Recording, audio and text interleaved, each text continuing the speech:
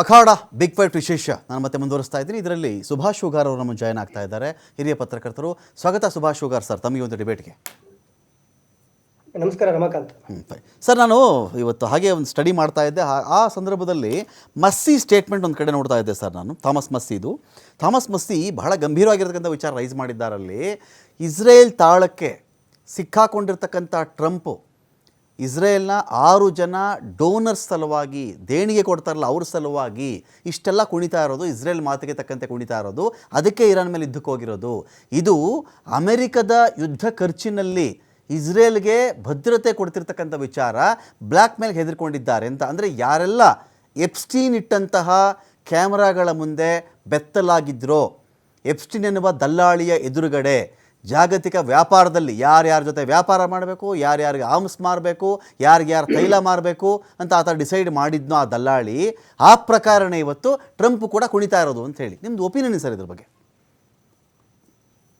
ರಮಾಕಾಂತ್, ಯಾವ ಆಂಗಲ್ನಿಂದ ನೋಡಿದ್ರೂ ಕೂಡ ಈ ಯುದ್ಧ ಅಮೆರಿಕಕ್ಕೆ ಅಗತ್ಯ ಇತ್ತು ಅಂತ ಅನ್ಸೋದನೇ ಇಲ್ಲ. ಎಕ್ಸಾಕ್ಟ್ಲಿ. ಈಗ ಇಸ್ರೇಲ್ ಮತ್ತು ಇರಾನ್ ನಡುವೆ ಯುದ್ಧ ನಡೀಲಿಕ್ಕೆ ಅವ್ರ ನಡುವಿನ ದ್ವೇಷಕ್ಕೆ ಸಾಕಷ್ಟು ಕಾರಣಗಳಿವೆ. ಅಗ್ರಿ. ಯಾರದು ಸರಿ ಯಾರದು ತಪ್ಪು ಅನ್ನೋದು ವಿಚಾರ ಬೇರೆ. ಆದ್ರೆ ಇರಾನ್ ಮತ್ತು ಇಸ್ರೇಲ್ ಪರಸ್ಪರ ಕಾದಾಟ ಮಾಡೋದಕ್ಕೆ, ದ್ವೇಷ ಮಾಡೋದಕ್ಕೆ, ಯುದ್ಧ ಮಾಡೋದಕ್ಕೆ ಅವ್ರಿಗೆ ಹಿಸ್ಟಾರಿಕಲ್ ರೀಸನ್ಸ್ ಇದಾವೆ, ಜಾಗ್ರಫಿಕಲ್ ರೀಸನ್ಸ್ ಇದಾವೆ, ಕಲ್ಚರಲ್ ರೀಸನ್ಸ್ ಇದಾವೆ, ಪೊಲಿಟಿಕಲ್ ರೀಸನ್ಸ್ ಇದಾವೆ, ಡೆಮೋಗ್ರಾಫಿಕಲ್ ಇದಾವೆ, ರಿಲಿಜಿಯನ್ ಎಲ್ಲ ಇದೆ. ಆ ಎಲ್ಲ ಕಾರಣಗಳು ಅವ್ರು ಹೆಂಗಂದ್ರೆ ಒಬ್ರು ಇನ್ನೊಬ್ಬರ ಅಸ್ತಿತ್ವಕ್ಕೆ ಅವರು ಅಪಾಯ ಆಗಬಹುದು ಅಂತ ಇಬ್ಬರಿಗೂ ಅನಿಸಿರೋದ್ರಿಂದ, ಅವ್ರ ಅಸ್ತಿತ್ವ ಇರೋವರೆಗೂ ನಮಗ್ ಕಷ್ಟ, ನಮ್ಮ ಅಸ್ತಿತ್ವ ಇರೋವರೆಗೂ ಅವ್ರಿಗೆ ಕಷ್ಟ ಅಂತ ಅವ್ರು ಅನ್ಕೊಂಡಿರೋದ್ರಿಂದ ಅವರು ಸದಾ ಕಾದಾಟದ ಒಳಗಡೆ ಇರ್ತಾರೆ.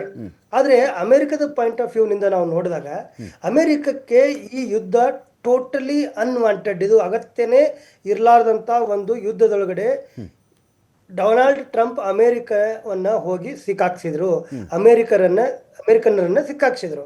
ಇದಕ್ಕೆ ಕಾರಣ ಏನಿರಬಹುದು ಅಂತ ನಾವೆಲ್ಲ ಯೋಚನೆ ಮಾಡಿದಾಗ, ಈ ರೀತಿಯ ಬ್ಲಾಕ್ ಮೇಲ್ ತಂತ್ರಗಳಿಗೆ ಡೊನಾಲ್ಡ್ ಟ್ರಂಪ್ ಮತ್ತು ಅಮೆರಿಕದ ಬಹಳ ದೊಡ್ಡ ದೊಡ್ಡ ಹುದ್ದೆಯಲ್ಲಿರುವಂತ ಜನ black mail ತಂತ್ರಕ್ಕೆ ಒಳಗಾಗಿರ್ಬೋದು. Israel lobby, ಇಸ್ರೇಲ್ನ trap ಮತ್ತು ಅಮೆರಿಕದೊಳಗಡೆ ಇರುವಂತ ಇಸ್ರೇಲ್ನ ಒಂದು ಯಹೂದಿಗಳ ಒಂದು ಲಾಬಿ ಏನಿದೆ, ಅದಕ್ಕೆ ಕಂಪ್ಲೀಟ್ ಆಗಿ ಟ್ರ್ಯಾಪ್ ಆಗಿ ಈ ತರಹದ ಅಂತ ತಮ್ಮ ದೇಶಕ್ಕೆ ಅಗತ್ಯವಿರಲಾರ್ದಂತ ಒಂದು ಯುದ್ಧದೊಳಗಡೆ ಧುಮುಕಿ ಇವತ್ತು ಅಮೆರಿಕ ಇಡೀ ಜಗತ್ತಿನ ಎದುರುಗಡೆ ಅದು ಮುಖಭಂಗವನ್ನು ಅನುಭವಿಸ್ತಾ ಇದೆ, ನಗೆಪಾಟ್ಲಿಗೆ ಈಡಾಗ್ತಾ ಇದೆ, ಎಲ್ಲ ರೀತಿಯಿಂದಲೂ ಕೂಡ ಅದು ವೈಫಲ್ಯವನ್ನ ಕಾಣ್ತಾ ಇದೆ, ಒಂದು ರೀತಿ ಒಳಗಡೆ ವಿಚಲಿತ ಆಗಿದೆ ಅನ್ನೋದಕ್ಕೆ ಡೊನಾಲ್ಡ್ ಟ್ರಂಪ್ ಅವರ ಮಾತುಗಳು, ಬೆಳಿಗ್ಗೆ ಒಂದು, ಮಧ್ಯಾಹ್ನ ಒಂದು, ಸಂಜೆ ಒಂದು, ರಾತ್ರಿ ಒಂದು, ಮೋಸ್ಟ್ ಇನ್ಕನ್ಸಿಸ್ಟೆಂಟ್ ಸ್ಟೇಟ್ಮೆಂಟ್ಸ್ ಏನು ಡೊನಾಲ್ಡ್ ಟ್ರಂಪ್ ಅವ್ರ ಕಡೆಯಿಂದ ಬರ್ತಾ ಇದಾವೆ, ಅದನ್ನು ನೋಡಿದಾಗ ಬಹಳ ಸ್ಪಷ್ಟ ಆಗಿದೆ.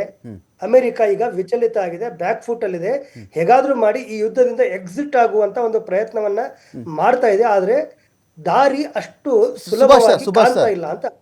ಇದೇ ಎಪ್ಸ್ಟೀನ್ ಫೈಲ್ಸ್ನ ಕಾರಣದಿಂದಾಗಿ ಯಾರೆಲ್ಲ ಎಪ್ಸ್ಟೀನ್ ಕ್ಯಾಮ್ರಾದ ಮುಂದೆ ನಗ್ನರಾಗಿದ್ರೋ, ಅಪ್ರಾಪ್ತ ಮಕ್ಕಳೊಂದಿಗೆ ಬೆತ್ತಲೆಗಳಾಗಿದ್ರೋ, ಕಿರುಕುಳಗಳನ್ನು ಕೊಟ್ಟಿದ್ರೋ, ಅಂಥ ಮಹಾನುಭಾವರು ಯಾವ್ಯಾವ ದೇಶದಲ್ಲಿದ್ದಾರೋ ಅವರೆಲ್ಲರ ವ್ಯಾಪಾರ ಒಪ್ಪಂದಗಳೇ ಜಸ್ಟ್ ಬಿಕಾಸ್ ಈ ದಲ್ಲಾಳಿ ಕಾರಣದಿಂದ, ಇವನ ಬಳಿ ಇದ್ದಂಥ ನಗ್ನ ವಿಡಿಯೋಗಳ ಕಾರಣದಿಂದ